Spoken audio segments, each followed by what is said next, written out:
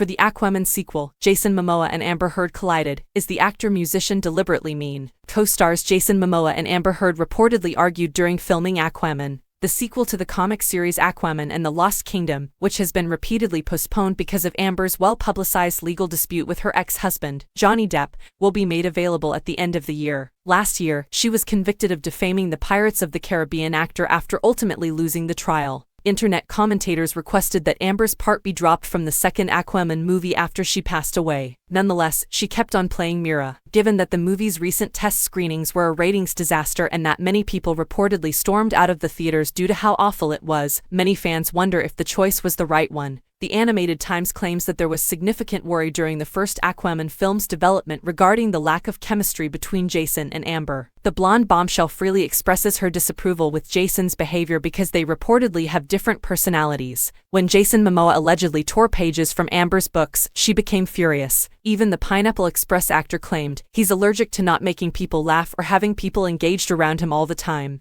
He then started stealing my books to get me to pay attention to him. The lack of chemistry between Amber and her co-star led to the firm considering recasting her, according to Warner Bros. President Walter Hamada. "You know it when you see it, and the chemistry just wasn't there," he said during the court case involving Johnny Depp and Amber Heard. Despite this, Jason is alleged to have pushed for Amber's inclusion in the follow-up. A knowledgeable source noted in May 2022 that her world has remained silent in terms of opportunities. Even the jobs she aspired to have are no longer open. Then Jason stepped in and insisted that Amber reprise her role as Mera from the movie. When the Aquaman sequel was being created, the differences between them became once again clear. The Animation Times reports that during test screenings of the sequel, filmmakers found that many people left the theaters. A few things were also left out of the movie, but the production crew still has time to fix these mistakes. Many people are unaware that Momoa, better known as Aquaman, is also a musician. He is currently concentrating on his acting. But who is to say that he won't someday return to his first love? He was a developing guitarist before he ever directed his first film, and he spoke highly of his guitar collection. Momoa has shown to be quite the metalhead throughout the years.